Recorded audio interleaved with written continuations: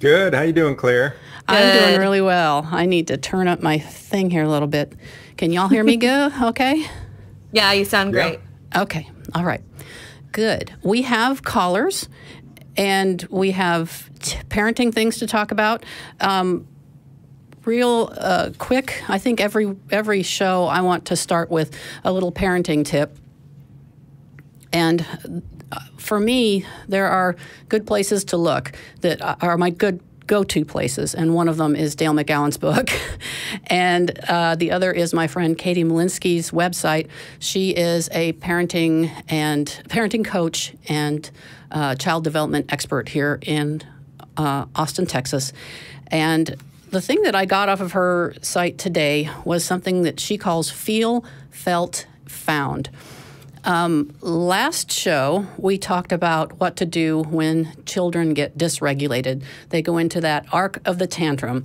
It starts out, everything's fine. They get triggered, and they go into the tantrum. What you should do when they get up in that tantrum, which is basically nothing except be there and hold them and assure them that they're going to be safe. And then once they come down, this is when you can talk to them.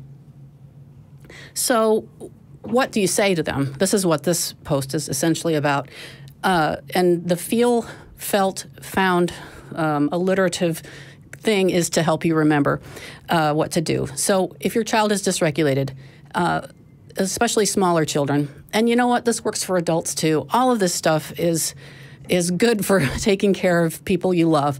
I'm a fan of Alain de Botton. He is my kind of atheist, and he talks about how if we treated our loved ones like we treat 3 and 4 years old, things would be a lot better. Everybody can be 3 or 4 years old, and it's helpful to be able to talk to them like you would a child at times in those hard times. So the child is still dysregulated, and the first thing to do is empathize. Look at what they're upset about.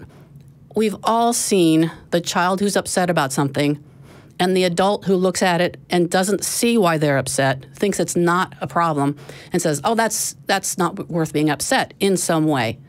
Wrong. If the child is upset, there's good reason to be upset.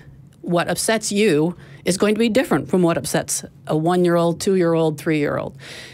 You have to put your brain back in that time. Whatever it is, it's upsetting them, and you need to empathize with that. So the first thing to do is say, I feel like you're really upset.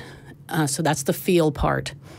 And then you can help them feel a little less alone in that by saying, I've felt that way too once when blah, blah, blah, or something to that effect. And then after they've regulated really well, you can ask them, and I really like putting it this way, and this is the way I did with my kids, and I think they really did appreciate it, is to say, I have found that if I do a particular thing, it helps me when that happens. Are you interested in hearing what that thing is? Ask their permission. Don't just lecture them. That's not what a lot of kids want. My kids happened to want to know what I would do. I know some kids who wouldn't want that. Respect what they want. So I have found in the past that when I get upset about that sort of thing, if I just take 10 minutes or whatever it is. So feel, felt, found. Give it a try.